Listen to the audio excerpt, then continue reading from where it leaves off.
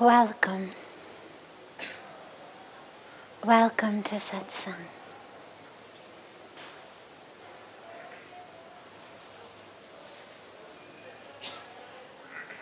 So beautiful to be together with you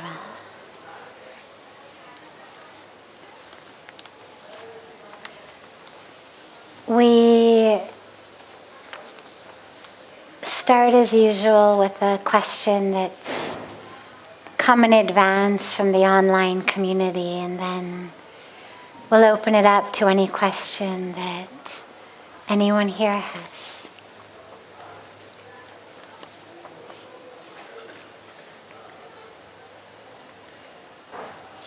How can I continue to grow spiritually every day? Nice.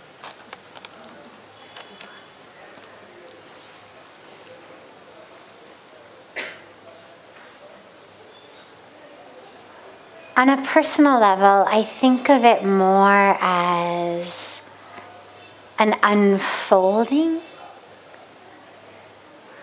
When I think of growth, I think of actually going somewhere. So I think of a tree getting taller, or a child getting taller, or something actually getting larger in size.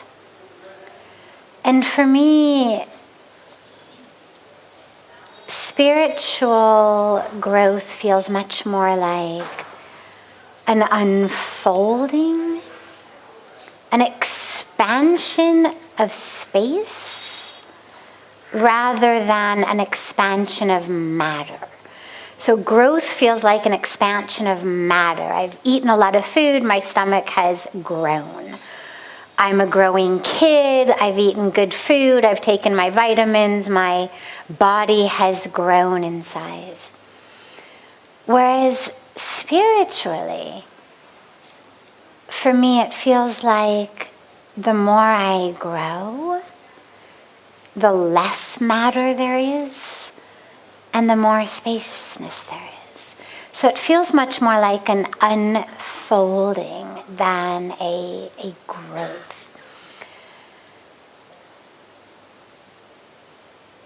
And I think the way to do it is to just keep remembering, to just keep going back, because remember that Spirit is the truth of who we are. It's not like saying, how can I become a better physicist every day? Or how can I become a better mathematician every day? Or a better expert in Shakespearean literature every day? For those sorts of things, you actually would have to attain knowledge that isn't already self. You read it, you learn it, you get better at it. But spirituality is who we are. So it's going back to the truth of who we are. It's letting go of that which we are not, re-anchoring in that which we are, and unfolding the constraints of who we think we are. So a lot of us live in boxes. We call them labels, or identities, or personalities. Every time you say, I am like that, that's just how I am. Or, well, let me tell you something about myself. And you go into your likes, your dislikes, your history, your experiences, your thoughts, your beliefs, your dreams. It's a box. It's a label that we call identity or personality. Spirituality is actually letting go of that. Not saying it's bad or wrong. I mean, it's beautiful to have a place that you come from. It's beautiful to love that place. It's beautiful to love the family into which you were born, the people you know. I mean, there's nothing bad about this. as long as we don't identify it as self, as long as you're able to think about it more like, oh, that really nice factory that my vehicle was manufactured in, like those really nice people who put together the parts of this vehicle. Right? But who we are isn't the body. It's not that which was manufactured somewhere, put together someplace, impacted in some way, dented in some way. Right? If I were to say, tell me about your car, especially if you've got an old one that you love, you'd say, well, so this dent came from that time that I was parked here, and this is what happened, or this little ding came from this, and I remember, this little knob from my hubcap was taken off here, and this. It's stories. But it's stories about a vehicle. And that's how most of us live our lives, is stories about the vehicle. When I was 5, when I was 10, bless you, when I was 20. This is what happened in that place. This is what happened in this place. Here's where I got dented and dinged and damaged. And spirituality is about realizing I have this beautiful body. This beautiful body has had so many beautiful experiences that have shaped it. And we don't negate the body, we love the body. The body is the means through which we are able to interact with this extraordinary creation. The beauty of creation, the sights, the sounds, watching Ganga, watching a sunrise, hugging a loved one, drinking a cup of cool water on a hot day, listening to exquisite music, seeing beautiful artwork. Like this is physical body interacting with creation. If we didn't have a body, we wouldn't be able to do any of that. So we love the body, but we let go of the sense that we are the body. And so spirituality is just coming back over and over again to I am spirit. I am spirit. I am spirit. It's what spirituality literally means. Of spirit, pertaining to spirit. Remembering we are spirit. And so to unfold spiritually is to break through, not violently, but just gently, like the petals of a flower open, or like the skin of, I was going to say snakes, but we do it too. Just slough off, old skin just sloughs off. So we let go of that which is old and untrue in order to awaken into that which is true. And the best way to do it is to just keep reminding yourself. Every time you get stuck, oh my God, I can't believe I gained weight over the holidays. I should not have eaten all of that cake. I cannot believe it. I am fat and ugly. Oh my God, my hair, what is wrong with it?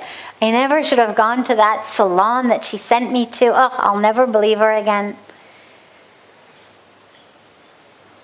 Or, God, I wish I had this type of career, relationship, bank balance, popularity, talent, intellect. Anything that we are wishing that we had, that we see that someone else seems to have, some way that we feel like we are lacking. We just come back. Because all of those are identifications with physical body, brain, which is also physical body of the brain. And we just keep coming back. to I'm spirit. I'm spirit. I'm spirit. We don't get mad at ourselves. We don't say, oh, you're so stupid, so you'll never get this spirituality thing done. Because again, see, that's potential benefit in some way of my life, not a potential benefit. Potential hindrance, a hurdle. Old, young, male, female, rich, poor, successful, not successful, beautiful, ugly. We make all of these immediate judgments. Spirit. Spirit. Spirit. And it shifts how you move through the world. And yes, it makes you grow and expand in energy, in awareness. But it also changes your every minute and every moment experience in a body here on earth. Because it changes the nature of your interactions. So instead of being one object meeting another object, you're spirit meeting spirit. And it makes even the most mundane interactions or frustrating interactions an opportunity for a beautiful spiritual flowering.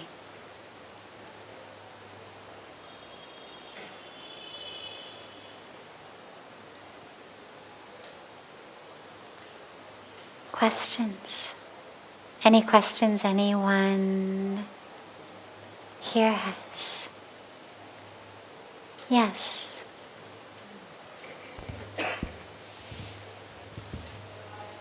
Namaste. So I would like to ask that what would you suggest to those spiritual people who are bound to work in a not so spiritual environment, or who are bound to be with a family which is not so spiritual? So because there would always be clashes. Thank you. Sure. So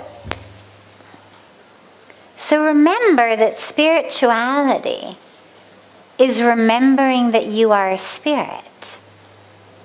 It's not about how much salt should be in food, or how the dishwasher should be loaded, or who should have to take out the trash. A lot of times we get into conflict that really is ego to ego conflict. But as beings who like to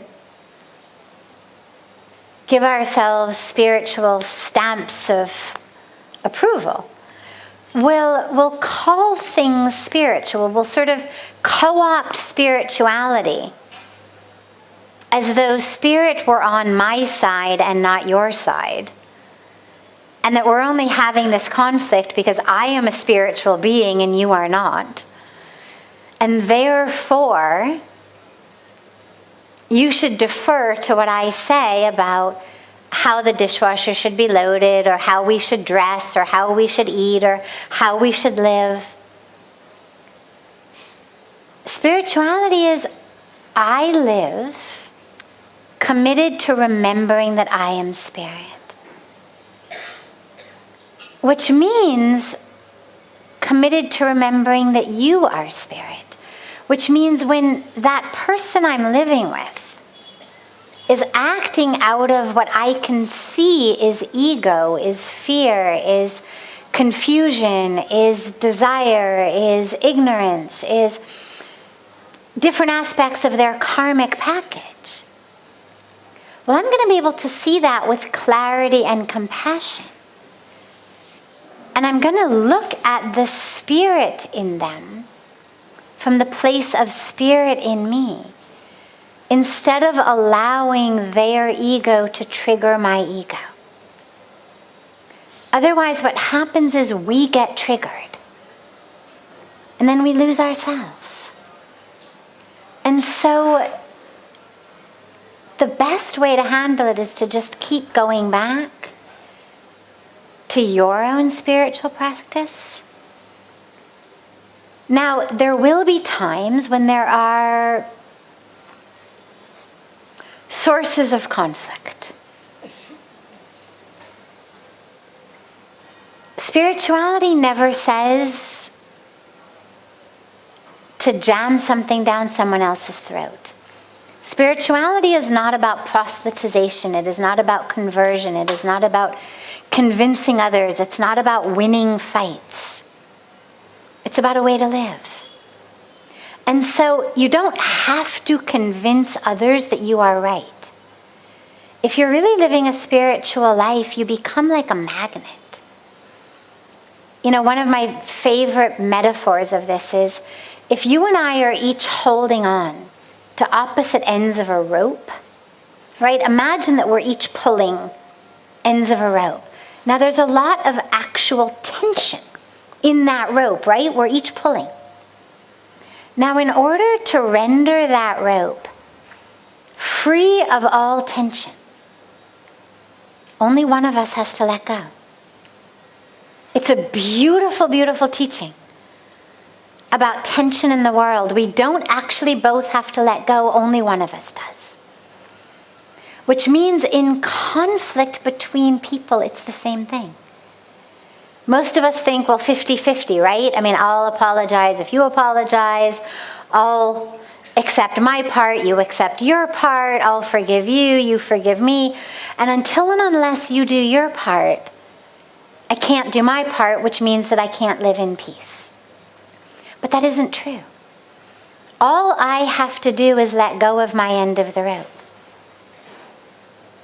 I hereby let go of an attachment to how the dishwasher is loaded, how anybody else is dressing, how anybody else is living, what TV anybody else is watching. I let go of my end of the rope. Boom, end of tension. They may continue to do whatever they are doing, but that tension isn't there. The tension is only there because I want something different. And as a spiritual being, I may convince myself I want it because it's good for them. Right? As spiritual beings, we have a very unique sort of ego. Because what we want it because we always say, well, it's better for you. I'm just thinking for you. Right? But that isn't really honoring each other's karmic incarnation. Spirituality never said that we have dominion over someone else's life. Only over our own. So if you can let go of your end of the cord of tension, the clashes end. That's in the family. Now back to the workplace for a moment, because family in a lot of cases, we don't have a lot of options around. Until and unless you are prepared or you need, for whatever reason, to actually leave a family situation, which is usually not the recommended course. It's not that it never is, it just usually isn't. We do really have to learn how to adapt. But workplace situations, not always. Meaning, if it's just a matter with different colleagues or co-workers, yeah, take it as part of your spiritual work. Take it as part of that which the universe is giving you to help you grow and learn. But if it's something very core, I've had a lot of people come in and say, I've got a big spiritual clash with the company I'm working for, or the values of the company I'm working for. How can I overcome that? And the truth is that in a lot of cases, in those situations, the answer is to find yourself a different company. Because as spiritual people, you're going to have a really hard time getting up and going to work every day for a company that is making money harming the environment, that's spewing waste into the air, into the ground. that's engaging child labor sweatshops, that's subjugating people, that's causing ripple effects of harm across the world, as tragically far too many of our corporations do.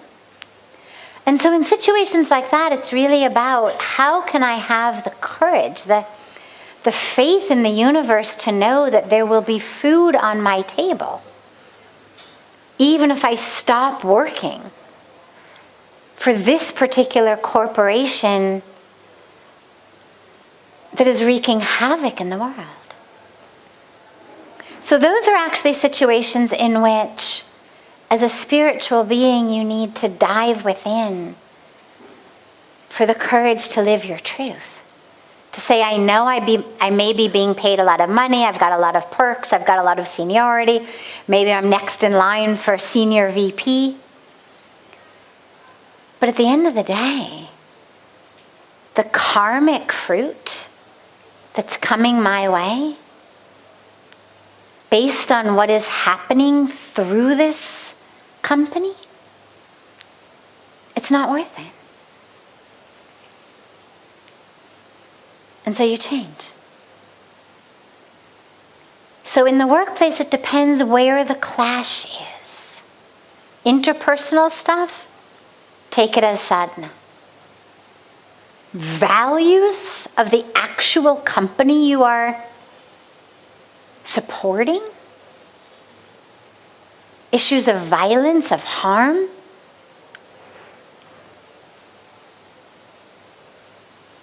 find a place that you can put your time and energy into that's actually helping to heal the world rather than hurt it. You're not a slave.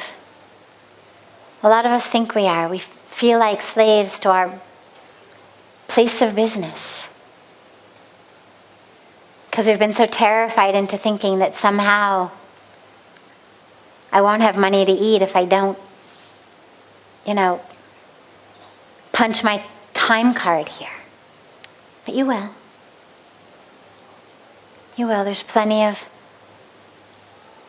organizations that'll help you put food on your table, but also help fill your heart. Beautiful. Yes.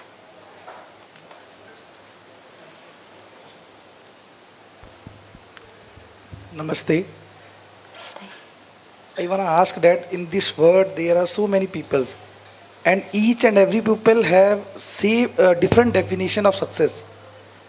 Each and every people has different definition of success. So I want to know that what is the actual success of human being? Where human being want to reach at the end? What is the basic definition? Yeah, we can say what is the basic definition for the all human being of the success? I want to ask with you, what is the definition according to you, success? Thank you. Sure. So, according to our scriptures, according to our spiritual tradition, the highest goal of human life is enlightenment, moksha, liberation, freedom, the experiential awareness of the truth of who you are, that you are one with God. Now, it may happen in this lifetime. It may happen next lifetime. The universe is infinitely patient. Because, of course, all of that keeping us from that is ignorance, is ego, is illusion, is attachment, is all of that sticky stuff, Maya, that keeps us convinced that we are this physical body, that we are our stories, our dramas, our histories.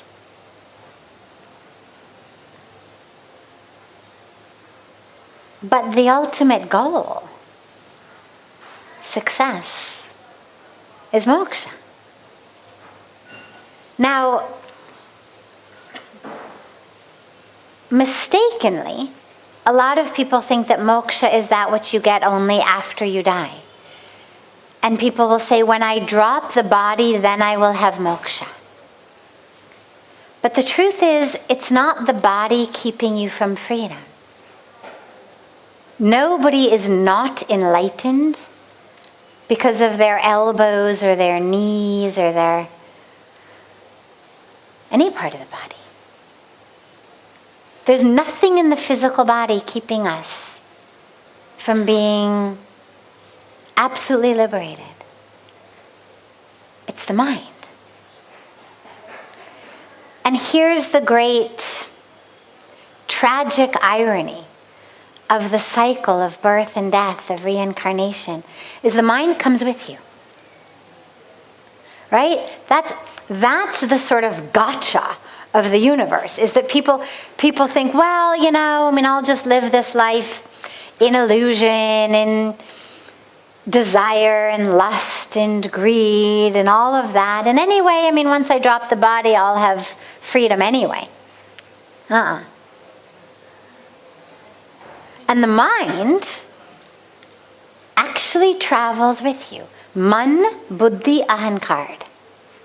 The subtle body that travels with the soul, with Atma. Man, buddhi, ahankar. The mind, the intellect, the ego. It comes with us.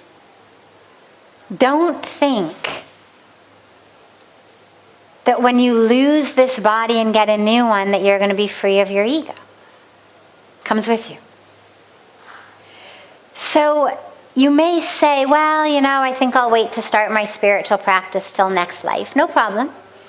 The universe is infinitely patient. But remember that you're starting with the same material. It's not like you get to say, well, I'll have what's behind door number 2. This is coming with you. The beauty of that is all of the sadhana that you do. And a lot of us, we sit to meditate. And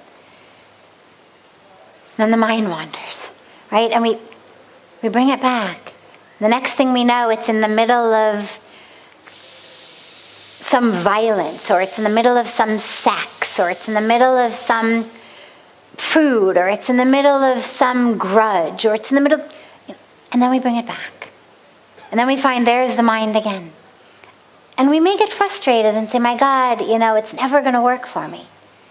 But the good news is that all of that which you've done, these impressions upon the mind, of your meditation, of your yoga, of your seva, whether you actually attain enlightenment, moksha in this life or not, that goes with you as well. All of those impressions upon your mind, the work you do with your ego, that comes with you too. So that's the official version of what is a successful life. Attain moksha, get liberated, have enlightenment. But I would add something else to that, which may be somewhat more of a low-hanging fruit, let's say. For those of us who got started on the path a little bit late in life. I would say on a personal level that success is being able to live in love in as many moments of your life as you possibly can. Because what I have found is that love gives us everything else. The happiness, the peace, the meaning in life, the fulfillment, it all comes with love. The dilemma for most of us is that we attach that love simply to another human being. And then when that human being acts the way we want them to act, we're happy and in love. They don't, we're not. But there's a very beautiful line that Pujya Sadhviji sings in the arati each evening in the kirtan that he leads. that says Sabse unchi prem sagai. And it means the highest form of love is love for God. And I think that the more moments you can live of life in love for God, and it doesn't matter whether for you there's a name or a form of God, or whether it's just spirit and divinity or source, your true self. It doesn't matter. It doesn't matter how you connect to it.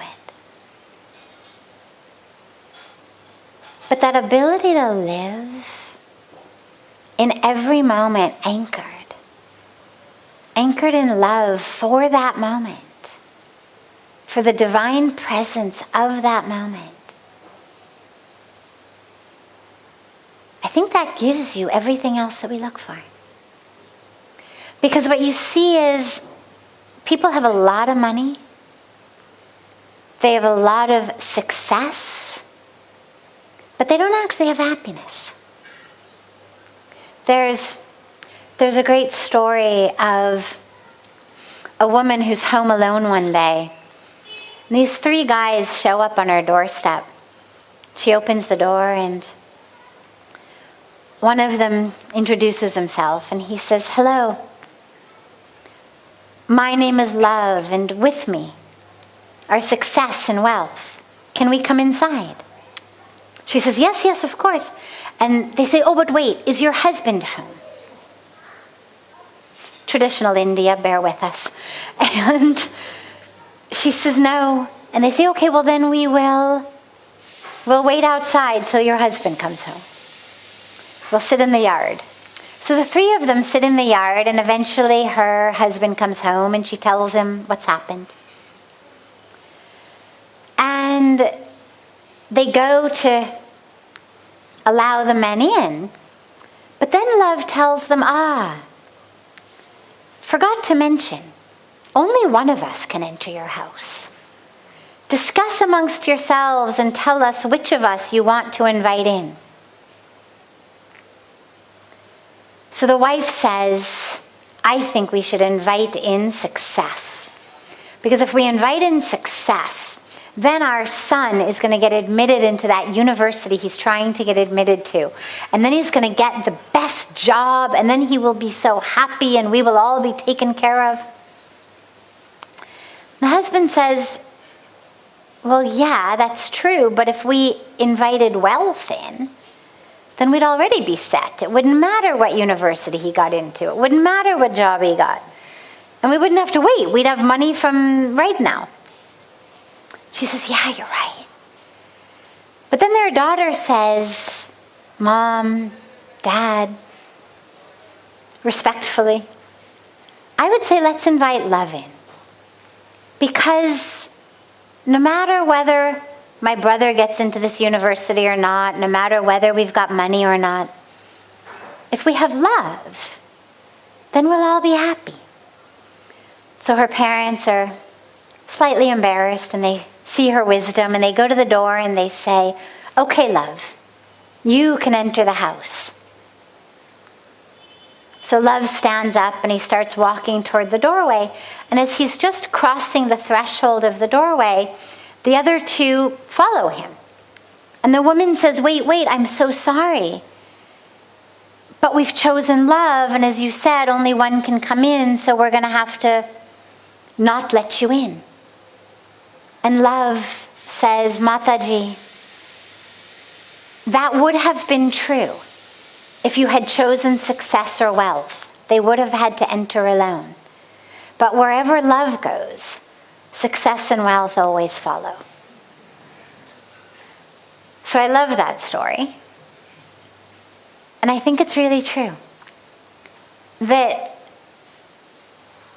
the more we can live in love for the truth of who we are, our capital S self. Love for the capital S self of others. Not the ways that their own particular karmic drama may be unfolding in ignorance or greed or jealousy or competition or annoyance or obnoxiousness or whatever it may be. But love for that capital S self of them. And love for the presence of that divine spirit in every tree, in every blade of grass, in every minute of our lives. And it's so available. I mean, there's nothing you have to do, nothing you have to own, nowhere you have to go. I mean, you just look at the stars, or you look at the trees, or you look at each other. Or you close your eyes and you put your hands on your heart and you just feel. You feel that presence of love in yourself. And I think the more minutes of your life you can live like that, the more of a success your life is. You end up with moksha, congratulations. But if not, at least you get to spend next life in love again. Beautiful.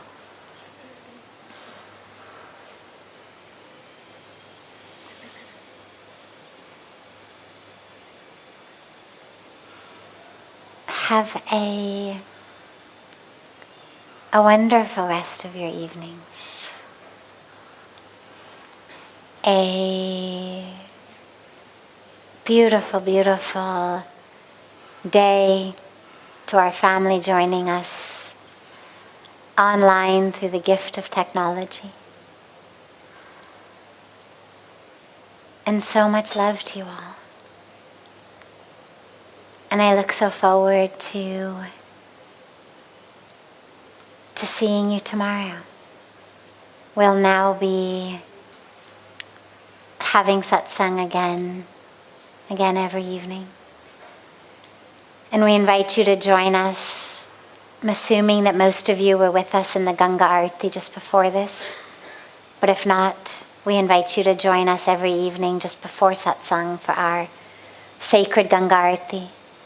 We also have very beautiful, open to all yoga classes every morning and every afternoon. We invite you to join us for those as well. So, stay connected, stay anchored, stay grounded, and stay rooted in love.